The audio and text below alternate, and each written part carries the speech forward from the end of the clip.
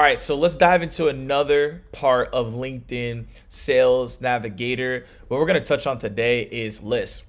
And so, boom. Now, you see, I don't have a lot of list here. I cleaned up my list over the weekend and I made them better. And you'll see that I only have 3 main ones that I want to talk about today, and I'm continuously adding on. But I had a ton, I just got rid of them. So JB follows, that means that they follow our company, and those are leads I'm looking to go after, and I'm continuously adding on these.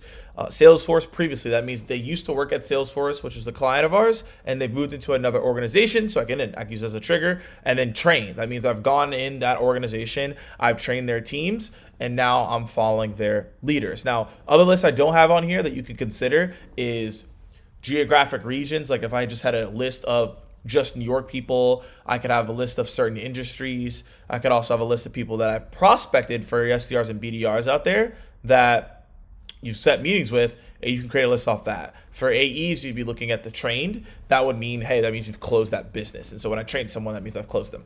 So let's dive into how do you find these people. And so let's go to lead filters. All right, we're back. I'm going to go to sales again. Make this easy on my life. And then all I would do here is, if I'm looking to add it for leads that follow my company, all I got to do is go find one of these people I want to add. Let's say I'm going to add David, right? I go to save, and then I can click JB follows. So boom.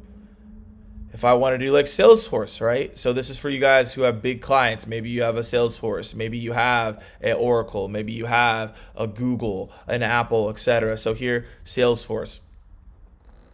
You guys saw this before. So now I've loaded it up. Now I can see all the people I can go after. So I'm scrolling, checking it out. One thing I can do here to make the search easier, seniority level. Let me go VP and let me go director. Make my life a lot easier. And then I can check, scroll, see what's going on, see who I want to add to the list here.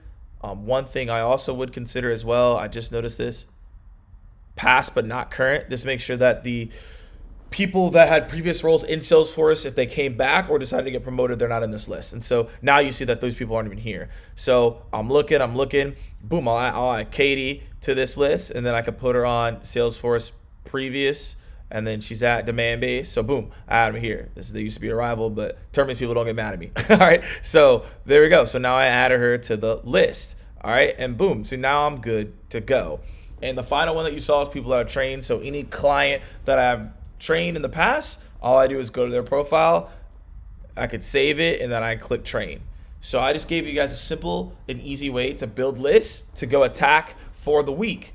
And it's just super simple. So you can start off with a 3. You can add on some extra ones that I told you all about, but I would highly suggest to create those 3 lists.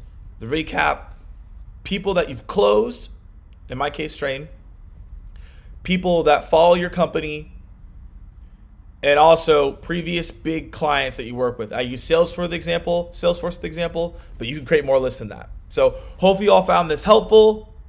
I want to hear some feedback on people that are building this list. I want to see people building this list and getting after it, right? We're still selling and prospecting through this mess. So keep dialing, y'all, and I'll see you all soon.